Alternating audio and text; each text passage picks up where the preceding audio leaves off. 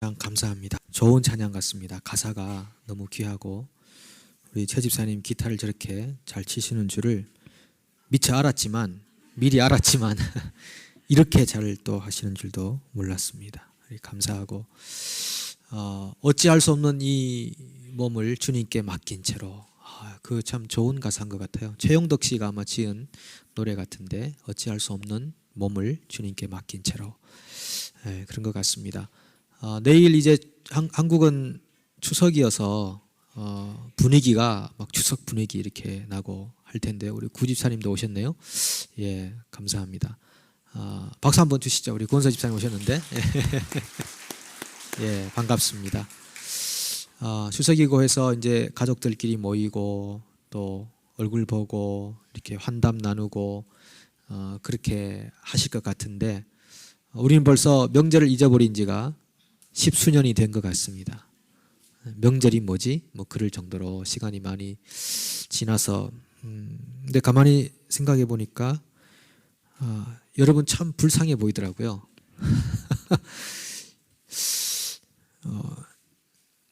요즘 제가 우리 성도님들 생각하면서 이 아버지라는 것이 이런 마음인가 보다 생각을 좀 합니다.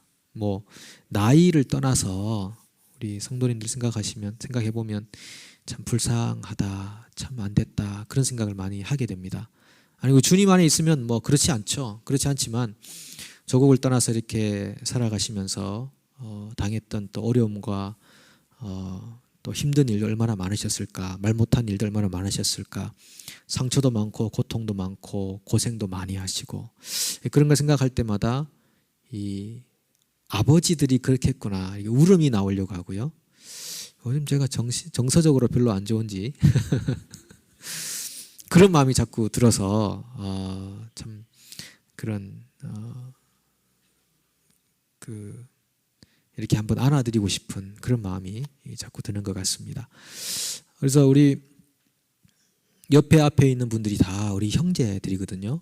누가 내 형제며 누가 내 자매냐, 누가 내 모친이냐, 예수님께서 말씀하시면서 내 하늘에 계신 아버지의 뜻대로 행하는 자가 형제요 자매요 내 어머니다 이렇게 말씀하셨습니다. 여러분 앞에 옆에 뒤에 어머니가 계시고 아버지가 계시고 아들도 계신 게 아니라 아들은 있고 딸도 있고 언니, 누나, 오빠, 동생. 이 얼마나 좋은 순수 한국말입니까? 언니, 동생, 형, 오빠. 그래서 여러분들 주위에 있는 분들 아버지, 어머니 풍성한 한가위 되십시오. 이렇게 한번 서로에게 축복하시면서 한번 인사하시겠습니다.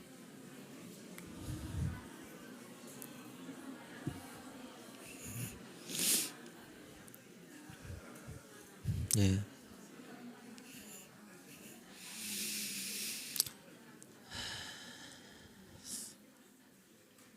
뭐 떡 하나 드리는 건 없지만 그래도 말씀으로라도 예, 그런 것 같습니다. 송편 한 접시를 누가 만들었다고 생각할 때 이거를 이렇게 A라는 분이 B라는 분에게 주고 B라는 분이 C라는 분에게 주고 C라는 분이 D라는 분이죠. 그리고 이제 결국 한 바퀴 돌아서 자기에게 온다고 생각해 보면 한 번 만들었는데 그 모든 송편이 모든 사람에게 선물로 주어진 겁니다. 먹진 않아도 선물로 다 주어진 다음에 또 자기 손에 이렇게 돌아온다고 생각해 보면 이게 정말 풍성한 삶이구나 하는 생각을 많이 해봅니다. 우리 작은 것 콩 하나라도 우리 서로 나누어 가지고 나누어 먹는 사이 좋은 형제들이 되십시오. 네, 그렇게 되면 좋겠습니다. 여러분 사람이 사는 곳에 기쁨도 있지만 때로는 이 분쟁이라는 슬픔도 존재합니다. 왜냐하면 사람은 이렇게 어떤 사물을 바라볼 때 서 있는 각도와 위치에 따라서 그 사물의 형태가 달라지고 느낌이 달라지기 때문에 내 느낌이 맞다, 내 시각이 맞다라고 서로가 생각을 하고 주장을 하게 되면 그때부터 이제 분쟁이 일어나게 되는 것입니다. 어떤 사건을 바라볼 때도 관점에 따라서 이게 옳기도 하고 저게 옳기도 하고 이렇게 이해와 판단이 조금씩 달라지기도 하는 겁니다. 근데 사람이 그런 일을 늘 당하며 사는데, 가족에서도 그렇고 공동체나 사회 안에서도 그런데, 어떤 사람이 정말 그런 삶의 상황에서 성숙한 사람인가 하는 겁니다. 우리에겐 정말 성숙이 필요한 겁니다. 성숙이 필요한데, 어떤 사람이 성숙한가 하면은 올바른 분별력을 갖는 것이 참 성숙하게 이렇게 매김이 되는 것입니다. 그래서 분별력을 가지고 문제가 클 때 큰 문제를 작게 만들 수 있는 능력. 어떤 분은 작은 문제도 막 불려가지고 크게 만들어서 요란하게 만드는, 성숙이 없는 겁니다. 분별력이 약한 겁니다. 분별력이 강하면 성숙해지고 큰 문제도 작게 소화시킬 수 있는 그런 능력을 발휘하게 되는 것이죠. 그래서 솔로몬이 왕이 되었을 때 하나님이 너에게 뭘 줄까? 그럴 때 다른 거 구하지 않고 지혜를 주십시오. 올바로 분별하고 판단할 수 있는 지혜를 주십시오. 그렇게 하나님께 간구하는 모습을 보십시오. 한 가족이나 공동체나 사회가 평화를 유지하기 위해서는 이런 분별력과 지혜가 반드시 필요한 것입니다. 그래서 어떤 공동체나 가정이나 사회 속에도 사람이 살고 있는 그곳에는 항상 의견 다툼이 있고 분쟁이 있게 마련이죠. 그래서 불평이 있고 또는 내 한을 좀 풀어달라고, 억울한 일을 풀어달라고 이렇게 요구하는 일들이 있을 수 있습니다. 그래서 항상 이 불평의 소리나 원망이나 하소연을 잘 들을 수 있는 귀가 우리에게 필요한 것입니다. 무조건 듣지 않고 예전에 그랬으니까 그렇다라고 그냥 생각해버리면 공동체의 수준이 낮아지는 거고, 항상 들을 수 있는 귀가 많다. 그런 공동체는 굉장히 성숙하고 안정된 공동체가 되는 것입니다. 한 번은 집에서 아이가 와서 자기 억울함을 호소합니다. 나는 오늘 컴퓨터 게임을 하지 않았는데 부모님이 내가 컴퓨터 게임을 했다고 그렇게 오해하고 야단을 치니 참 억울하다라는 겁니다. 근데 부모님이 볼 때는 분명히 얘가 게임을 했을 것이다. 근데 그날따라 보니까 컴퓨터가 다 저희 방에 있고 아이 방에 컴퓨터가 없었습니다. 그래서 우리는 게임했다고 단정을 지었는데 알고 보니까 게임할 수 있는 도구가 하나도 없었던 거죠, 그 방에. 그래서 아이가 억울해가지고 소송을 하러 온 겁니다. 와가지고 어떻게 나를 그렇게 볼 수 있느냐. 나는 오늘은 절대 게임하지 않았다. 이제 그렇게 자기 불평의 소리를 얘기할 때 거기서 듣는 귀가 없어버리면 그 아이에게 굉장한 상처가 생길 수 있는데, 아 그랬구나. 아유 평소에 네가 하도 게임을 자주 하다 보니까 우리는 오늘도 게임을 한 것으로 잘못 생각했나 보다. 그래 우리가 미안하다. 이렇게 얘기가 돼야 아이가 상처가 생기지 않고 이제 해소가 되고 조용히 잠자리에 들 수 있고 부모도 발 뻗고 잘 수가 있는 겁니다. 근데 들을 수 있는 귀가 없다. 그때부터 가정도 마찬가지지만요, 공동체나 사회 속에서 문제가 일어나기 시작하는 겁니다. 계속적인 불평의 소리가 끊이지 않는 겁니다. 그래서 이 장로교단에도 보면은 노회 안에 뭐 분쟁위원회가 아니고요, 뭐 조정위원회도 아니고 이름이 뭐냐 하면은 Complaint Hearing Committee라고 이렇게 되어 있습니다. 불평을 들을 수 있는 위원회 이렇게 되어 있습니다. 그러니까 사람과 사람이 사는 그 공동체 안에는 항상 뭐 옛날에 신문고처럼 북을 울리고 그런 것처럼 뭔가 이 공평하지 않은 일, 공정하지 않은 일에 대해서는 불평을 말할 수 있도록 제도가 필요하고, 그리고 그것을 들을 수 있는 귀가 필요하고, 그것을 잘 듣고 잘 시행할 때 그 사회와 공동체와 가정은 건강하고 안전한 공동체가 될 수 있다는 것입니다. 솔로몬이 이렇게 기도합니다. 열왕기상 3장 9절에 누가 주의 이 많은 백성을 재판할 수 있사오리까? 듣는 마음을 종에게 주사 주의 백성을 재판하여 선악을 분별하게 하옵소서. 리스닝 하트를 제게 주십시오 라는 겁니다.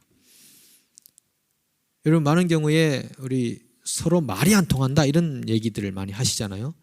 그 양반은 나하고 말이 안 통해. 뭐 내 남편하고는 나하고는 영 이렇게 말이 안 통해. 이렇게 말하는 이유는 귀가 막혔기 때문입니다. 듣기는 더디하고 말하기는 속히 하는 겁니다. 이 성경은 듣기는 속히 하고 말하기는 더디하라 그랬는데 이 듣는 귀는 굉장히 막혀 있고 말하는 이 입은 굉장히 막 두세 개 갈래로 이렇게 나옵니다. 한쪽 귀는 막아 놓고요. 이렇게 말하기 때문에 말이 안 통한다, 답답하다, 그런 얘기들을 많이 호소하는 것을 보게 됩니다. 제가 왜 이런 말씀 드리는가 하면은 지금 이 본문의 27장에 있는 이야기들이 바로 사람 사는 사회, 공동체에 대한 얘기인데 뭔가 공정하지 않다고 여겼던 한 인물들이 있었습니다. 이 사람들이 누구냐 하면은 여인들 5명입니다. 여인들 5명이 함께 힘을 모을 때 못할 일이 없습니다. 두세 사람만 모여도 주님이 함께 하시는데요.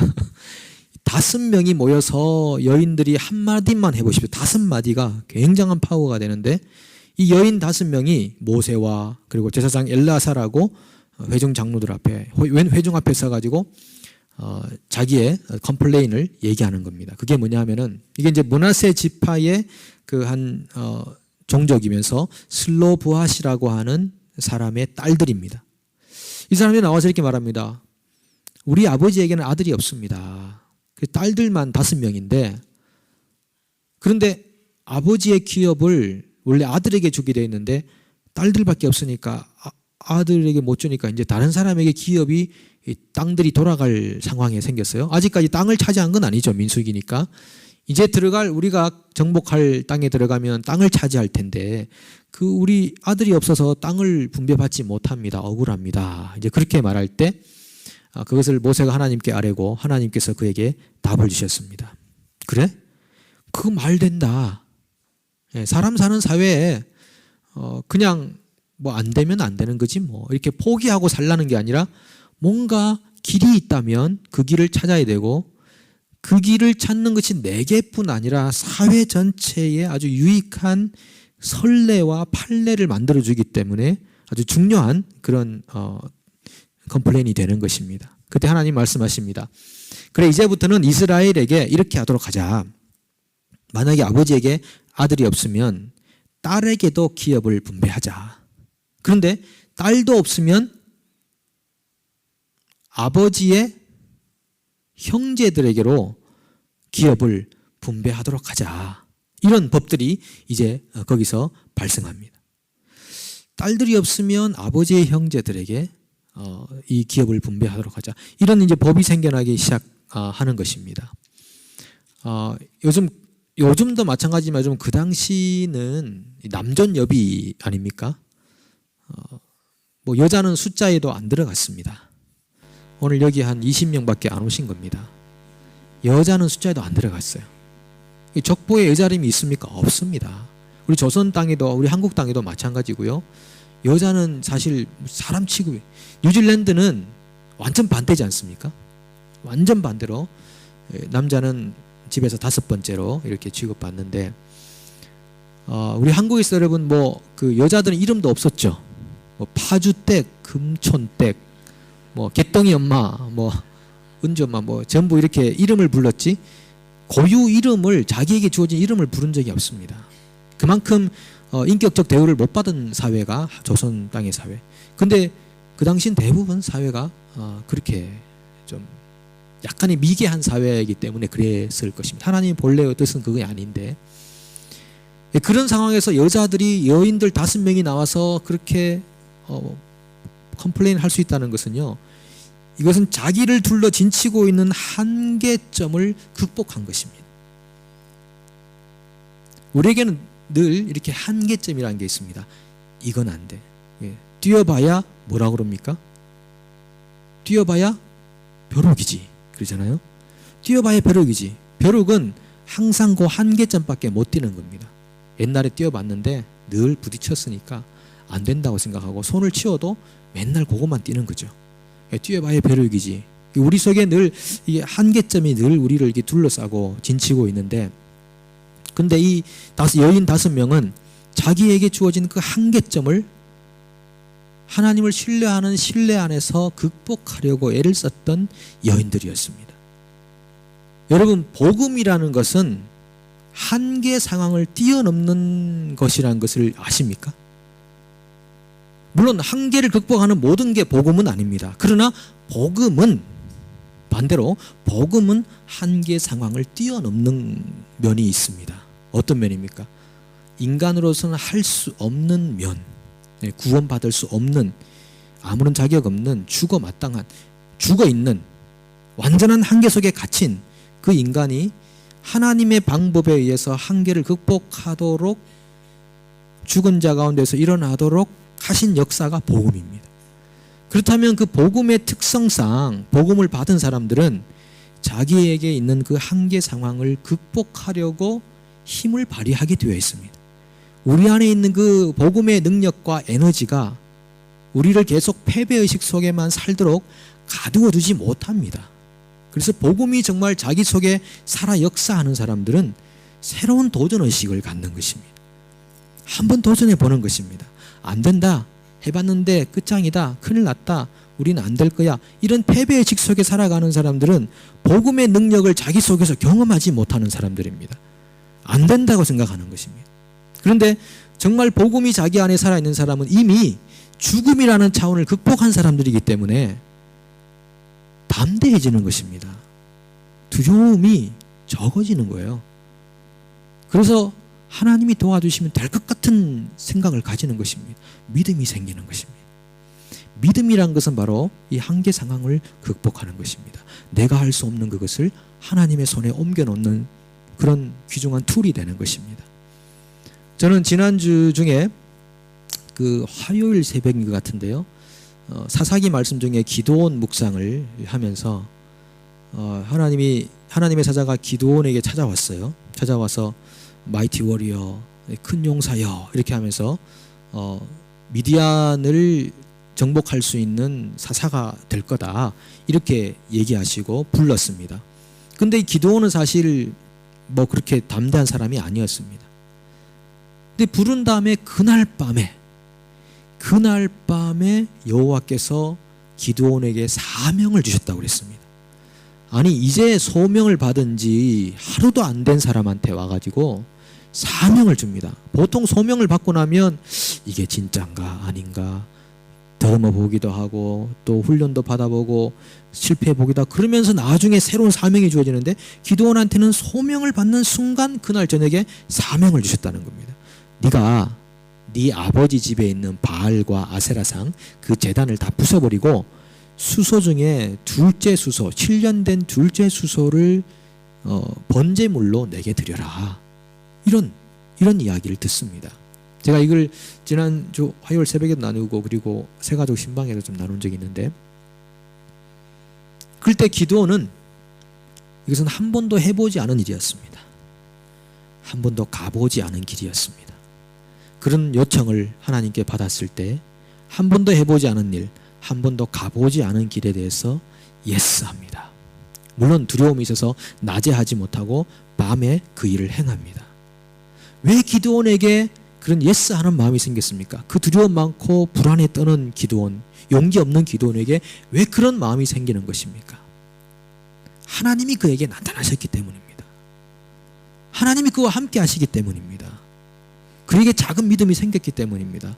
그것 때문에 자기를 둘러 진치고 누르고 있었던 그 모든 의심의 구름과 안개, 그런 한계 상황들을 극복해 보는 겁니다. 나는 한 번도 그 일을 해보지 않았는데, 나는 한 번도 그 길을 가보지 않았는데 챌린지, 도전이 생긴 것입니다. 그래서 그 일을 진행했습니다. 그로부터 하나님의 능력의 역사가 그에게 나타나기 시작했습니다. 그래서 그가 미디안을 제압하고 하나님의 의와 나라를 세상 안에 공포해 줄 수 있었습니다.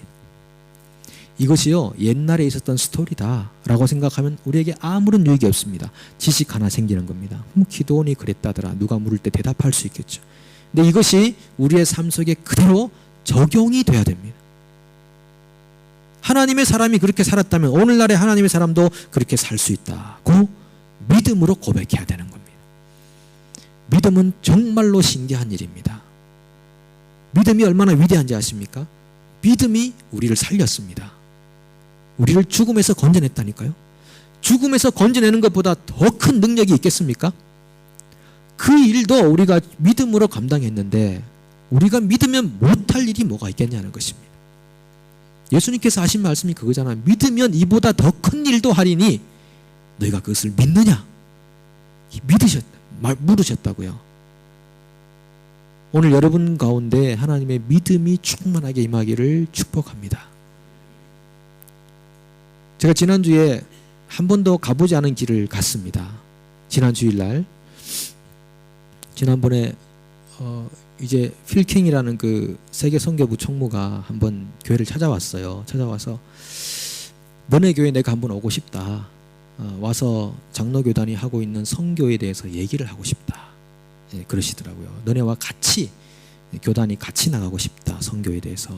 그래서 한번 오십시오 라고 하고 말았는데 그 후에 다시 연락이 왔어요. 언제 가면 좋겠느냐. 그러니까 빨리 불러라 이 말이죠.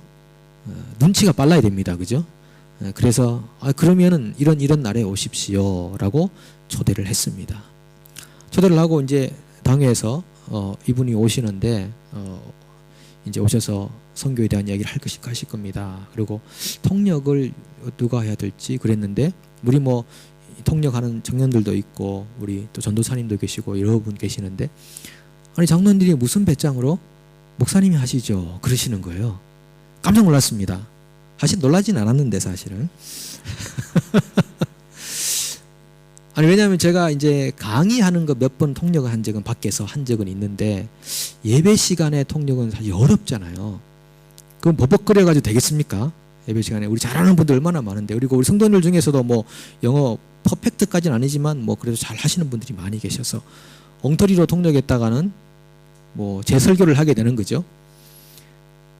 그래 장로님들이 하시면 좋겠다 그래서 그냥 마다하지 않고 제가 한 번도 가보지 않은 길, 한 번도 해보지 않은 일 해보겠다 생각을 하고 작심을 했습니다. 네, 그리고 지난주에 이제 했는데 하나님의 은혜였던 것 같아요. 네. 그 마지막에 제가요 긴장이 풀리니까 이분이 말할 때는 했는데 그 순간에 하나도 생각나지 않았어요. 무슨 말 했지? 만약에 제가 내내 설교 시간 내내 그랬다면 어떻게 되겠습니까? 그런데 하나님의 은혜였구나. 제가 그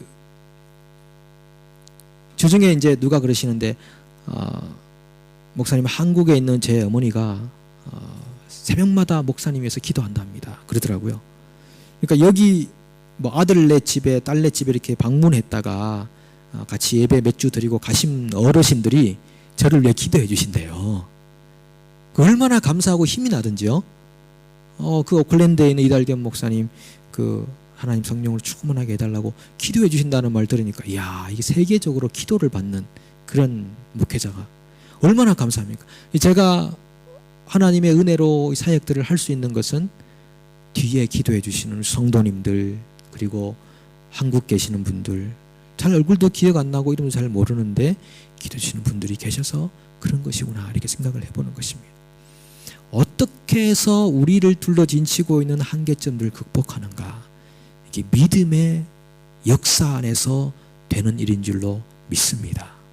그리고 뒤에서 끊임없이 군부를 떼듯이 기도해주는 기도의 역사가 우리에게 필요한 줄로 믿습니다.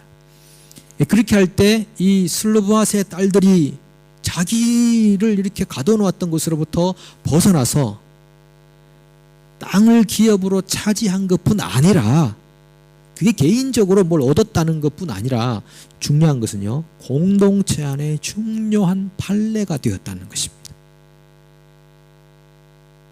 누구도 생각하지 못했던 일을 그 딸들로 말미암아 더 공정한 사회를 만들어 가는데 크게 이바지할 수 있게 되었다는 것입니다. 전 여러분들이 그렇게 여러분들이 살고 있는 주위를 공정하고 안전하고 평안하게 만드는 피스메이커가 되기를 축복합니다. 성경에 나오는 인물들 대부분들이요 자기 한계를 극복하신 분들입니다. 사도 바울은요 내게 능력 주시는 자 안에서 내가 모든 것을 할 수 있느니라. 그거 한계 극복입니다. 한계 극복. 내가 뭐 이것 다 하고 저것 다 하는 뭐 어떤 뭐 만능이다는 게 아니고요. 내게 주어진 상황을 모두 극복할 수 있다. 이런 의미로 쓰여진 겁니다. 없으면 없는 대로 있으면 있는 대로 내게 자족하는 비결이 있다. 이거 다 한계 극복하는 거 아니겠습니까? 그리고 이 모세도 마찬가지고요. 최강국 이집트를 상대로 그가 민족을 되찾아오겠다는 꿈을 꾸게 되는 겁니다. 아브라함은 자식도 없는데 여러 민족의 조상이 되겠다고는 하나님의 허황된 이야기를 믿었을 때 놀라운 일이 발생하게 되었습니다. 자식 없는데 모든 민족의, 많은 민족의 조상이 되게 하겠다. 그런 이야기가 되는 것입니다. 그런데 오늘 27장인데요. 이 이야기는 여기서 끝나지 않고요. 36장으로 이어집니다. 36장은 민수기의 마지막 이제 피날레를 장식하는 장인데 거기에 이 슬로보앗의 딸들의 이야기가 한 번 더 등장합니다. 왜 그러냐면은 사람들이 이 지금 므낫세 족속의 이 사람들이 슬로보앗이고 그리고 딸들인데 그 길르앗, 슬로보앗의 아버지입니까? 그 길르앗 그 종족의 두령들이 나와가지고 이렇게 말합니다. 우리 종족의 딸들에게 기업을 주는 것 좋다. 요건 좋은데 생각해 보십시오. 딸들이 시집을 가면은 이 영토가 결국 남편에게로 갈 텐데 그러면 이 므낫세 지파에 배당된 땅들이 다른 지파에게로 다 넘어가지 않겠느냐. 이런 또 새로운 이야기가 전개되는 겁니다. 말이 되지 않습니까? 그래서 하나님이 또 그래 그렇다 이렇게 말씀하시죠. 그러니까 하나님 보십시오 여러분. 이게 하나님의 역사를 보시면요. 하나님이 A, B, C, D, E, F, G가 A-1, B-1 다 주지 않았습니다. 이런 판례가 생기게 된 이유는요. 사람들이 공정한 사회를 만들기 위해서 지혜를 내고 자기의 생각을 의견을 개진하는 그 상태에서 하나님의 그 결정으로 그런 판례들이 공동체 안에 생겨나는 겁니다. 그러니까 여러분 공동체를 뭐 어떻게 잘 되겠지라고 이렇게 해서는 안 된다는 겁니다. 여러분들께서 어떻게 하면 공동체를 아름답고 평안하고 건강한 공동체를 만들 것인가를 함께 나눠가야 그래야 하나님의 역사가 그 속에 일어난다는 거죠. 그렇게 해서 하나님이 그래 그렇구나. 그럼 이렇게 하자. 슬로보앗의 딸들은 시집을 아무데나 누구한테나 갈 수는 있는데 뭐 시집을 뭐 갈 수는 있지만은 자유롭게 대신에 남편은 같은 족속의 사람이어야 한다고 그렇게 규정을 하자. 이렇게 이제 결론을 내려주십니다. 그러면 뭐 그 땅이 그 지파의 땅이니까 아무런 상관이 없게 되는 것입니다. 왜 이 땅이 기업에 속해 있어야 되는가 하면요. 이 땅은 너무너무 중요한 겁니다. 하나님이 레위기 25장 38절에서 23절에서 말하기를 토지를 영구히 팔지 말 것은 토지는 다 내 것임이니라. 너희는 거류민이요 동거하는 자로서 나와 함께 있느니라. 땅은 이렇게 사고 팔고 해가지고 막 뒤섞이지 않게 해야 된다는 겁니다. 땅을 사고 파는 것은 원래 그 바알 신앙에서 하던 일이었습니다. 요즘 부동산 투기 같은 거 그거 옳지 않다고 생각합니다. 옳지 않다고 생각합니다. 뭐 경제 사회 경제 체제 하에서 뭐 그런 일이 없을 수는 없겠지만은 땅을 사고 팔아서 거기서 계속적으로 이윤을 남기려고 하는 그 태도 자체는 그렇게 옳은 비블리컬한 삶의 모습은 아닙니다. 그래서 이 토지에 대해서 중요하게 생각하는 대천덕 신부님이라든지 뭐 여러 이런 그 성경적인 경건한 사람들의 삶 안에는 이런 것들을 선호하지 않는 일들이 많이 있습니다. 그렇게 해서 땅을 팔고 살지 마라. 잠언 22장 28절에 내 선조가 세운 옛 지게석을 옮기지 말지니라. 잠언 23장 10절에 옛 지게석을 옮기지 말며 고아들의 밭을 침범하지 말지어다. 그렇게 해서 혹 살다 보면 이제 힘들어지니까 땅을 이제 팔아가지고 돈을 가져서 이런 경우가 있는데 이스라엘은 희년이 되면은 다 원래 기업으로 다 돌려줘야 했습니다. 그렇게 해서 사람이 기본적으로 생존하여 살 수 있도록 이 땅을 다 분배하여 살도록 왜? 하나님이 땅의 주인이니까 그렇게 하도록 하셨다는 겁니다. 그런데 인류 역사 안에 보면은 이 땅을 더 차지하려고 얼마나 많은 사람들이 피를 흘리고 전쟁을 했습니까? 지금도 보이지 않는 전쟁이 굉장하지 않습니까? 그래서 톨스토이 같은 사람은 사람에게는 얼마만큼의 땅이 필요한가 그런 작품을 쓰지 않습니까? 어떤 사람이 지금 아침에 나가가지고 밤에 해질 때까지 돌아다니고 들어오는 그 모든 땅을 주겠다는 제안을 하고, 이 어떤 사람이 이제 아침에 나가가지고 열심히 달려갑니다. 내가 뛰는 만큼 땅을 차지하니까 열심히 뛰어가서 이제 반환점을 돌아서 와야 되는데 조금만 더 그렇게 해서 계속 달려가고 해가 지기 전에 들어와야 되니까 이제 턴에서 들어오는데 너무 지쳐가지고 숨지고 말았습니다. 그리고 그가 한 평 남짓 되는 땅 아래 묻히고 말았습니다. 사람에게는 얼마만큼의 땅이 필요한가? 결국 차지하는 땅이라는 것은 한 평밖에 안 된다는 것입니다. 그런데 사람의 욕망과 욕심이라는 것이 그저 많은 땅을 차지하기 위해서 돌아다니다가 결국 지쳐서 죽어버리고 마는 그런 삶이 우리 인간의 어떤 욕망의 굴레에 씌어진 그런 삶의 모습이 아닌가 하는 것입니다. 지금도 영토 분쟁이 굉장히 많은데요. 이 영토라는 것은 이 인간이 가지고 있는 경쟁심 그리고 욕심 이런 것을 대표적으로 상징하는 일이 되기도 합니다. 독도는 우리 땅이라고 얼마나 많이 싸우고 있습니까? 일본이 그렇게 외치고 우리 또 한국도 독도는 우리 땅이다 노래도 만들고 그렇게 애를 씁니다. 여러분 이스라엘 생각해 보십시오. 이스라엘도 땅을 잃어버리지 않았습니까? 주권을 빼앗기고 영토를 잃어버리고 2000년간 방황하다가 1948년에 다시 이스라엘 땅을 나라를 회복했습니다. 이건 기적입니다. 이건 역사상에 없는 일입니다. 그런데 이건 예언서에 다 예언이 되어 있는 일입니다. 자기 땅으로 돌아온다. 자기 백성이. 그런데 그 땅을 차지할 때 얼마나 많은 분쟁이 있었습니까? 시리아, 요르단 같은 나라들하고 전쟁하고요. 결국은 정말 전쟁에서 반드시 패배할 수밖에 없는 모든 조건을 갖춘 이스라엘이 기후현상 때문에 여러 가지 상황의 변경 때문에 기적같이 그 땅을 회복하고 차지하지 않습니까? 원래 자기의 땅은 자기가 차지해야 하는 것이 하나님의 뜻이라는 것입니다. 그래서 이 슬로바스의 딸들에게도 그래 다른 지파에게는 시집가지 말라고 그렇게까지 하나님이 말씀하시는 것입니다. 여러분 1900년에 8월 8일에 1900년이니까 113년 전입니다. 황성신문 우리가 일제의 그 압박 속에 살아가고 있을 때 그 황성신문에 무슨 기사가 쓰였냐면요. 청자나 절자라고 하는 논설이 하나 실렸습니다. 청자나 절자. 청자나 절자란 말은 청한 놈이나 거절한 놈이나 그런 뜻입니다. 그게 뭐냐면은 사실 러일 전쟁, 러시아와 일본이 굉장히 오랜 동안 전쟁도 많이 했잖아요. 근데 러시아가 일본한테 제안하기를 저 한반도 땅을 반반씩 나눠 가지자 이렇게 요청을 했습니다. 일본이 그것을 거절했어요. 조선을 사랑하기 때문에? 아니죠. 왜요? 독식하려고.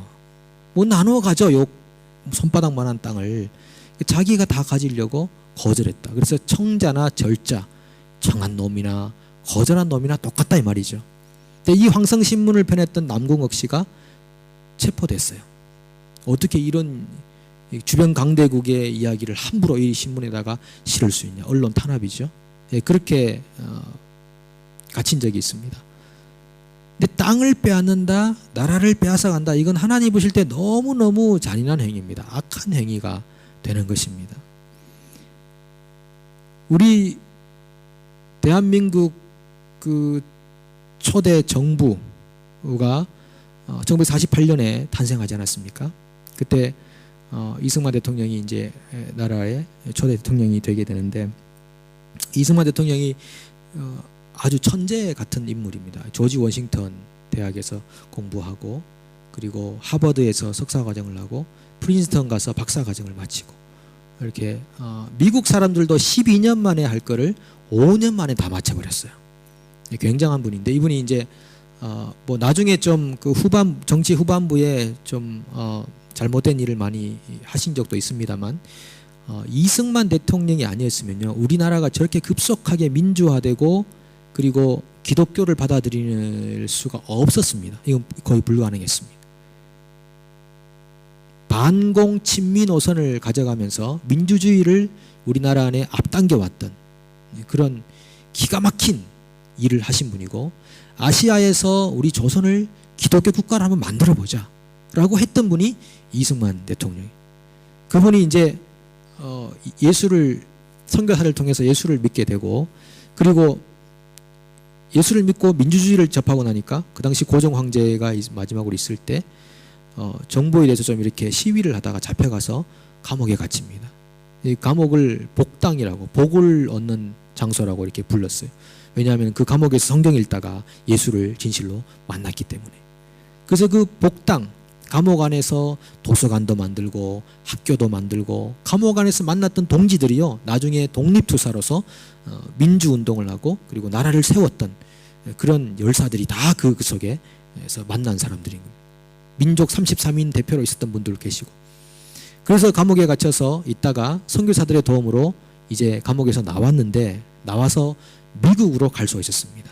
미국에 가서 하와이에 가고 미국에 가서 조선을 일본으로부터 좀 압제해서 구해달라 이런 얘기를 많이 하는데 그 당시에 미국의 대통령이 루즈벨트 대통령이었는데 이 조선의 일본의 그 불의함을 알리고 조선을 좀 일본의 그 세력으로부터 건져달라고 부탁을 하고 있는데 그런데 이게 불가능한 일이었어요. 왜냐하면 이미 영국과 미국은 일본과 아주 친밀한 우호 관계에 있었습니다. 여러분 가츠라 그 조약이라고 들어보셨습니까? 가츠라 테프트 밀약이라고 들어보셨죠? 예, 가스라 테프트 밀약. 이게 뭐냐면 그 1905년 7월 27일에 도쿄에서 도쿄 일본 수상인 가스라와 그리고 미 국무장관인 테프트가 만나서 밀약을 한 겁니다. 이게 나중에 한 19년 뒤에 이 밀약이 공개됐는데 그게 가츠라 테프트 밀약인데 미국이 필리핀을 잡아먹고 일본이 조선을 잡아먹는다. 서로 허용하자. 서로 협력하자. 그래가지고 밀약을 맺은 겁니다. 그런 상황이니까 이승만 그 당시 대통령이 아니죠. 그분이 그렇게 호소를 해도 될 리가 없는 겁니다. 그래서 결국은 다 빼앗기는 거죠. 근데 이걸 하나님이 기뻐하십니까? 기뻐하는 일이 아닙니다. 땅을 가져가고 나라의 주권을 빼앗고 이런 일이 어떻게 하나님이 기뻐하시는 일이겠습니까? 하나님은 절대 그것을 기뻐하지 않습니다. 그래서 하나님은 그것을 다 원래 상태로 돌아가게 만들어 버리셨습니다. 오늘도 우리 삶 안에는 두 가지의 갈림길이 있습니다. 슬로보아스의 딸들이 가졌던 그 도전의식, 한 번도 가보지 않은 길, 해보지 않은 길을 하되 그것이 하나님의 의와 하나님의 나라를 가져오는 도전의식이냐 아니면 내 것을 남의 것을 빼앗아가는 그런 욕망에서부터 나오는 건가. 이 두 가지의 길이 우리 인생 안에 있다는 것입니다. 아무것도 하지 않으면 그건 그냥 게으른 삶이 되는 것이고요. 복음의 능력이 역사하지 않는 삶이 되는 것이고요.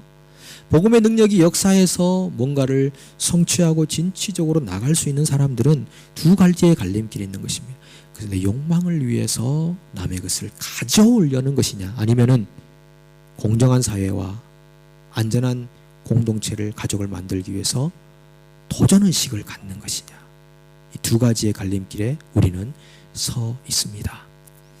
사랑하는 여러분, 오늘은 이 슬로보아스의 딸들이 가졌던 그런 믿음과 신앙 그리고 그들로 말미암아 안정된 사회의 체제 이런 것들을 함께 나누었습니다. 여러분들에게 오늘 주어진 하나님의 말씀은 무엇입니까? 한 번도 가보지 않은 길에 대해서 하나님의 도전이 있으십니까?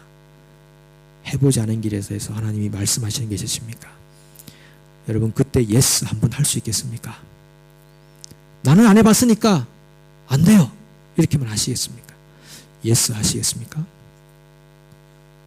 근데 혹 여러분들이 예스 하고 싶은 그 일이 여러분의 욕망을 채우기 위한 일은 아닙니까? 남의 땅을 빼앗아 오려고 하는 일은 아닙니까? 그것은 하나님이 명령한 일이 아닙니다. 잘 분별하십시오. 그래서 오늘 우리의 이 인생의 삶이 하나님을 기쁘시게 하는 삶, 분별력 있는 삶, 성숙한 삶. 여러분들도 하나님의 은혜를 누릴 뿐 아니라 함께 사는 사람들을 피스메이커로서 아름다운 평화의 동산으로서 만들어 가시는 그런 하나님의 선구자들이 다 될 수 있기를 축복합니다. 기도하겠습니다.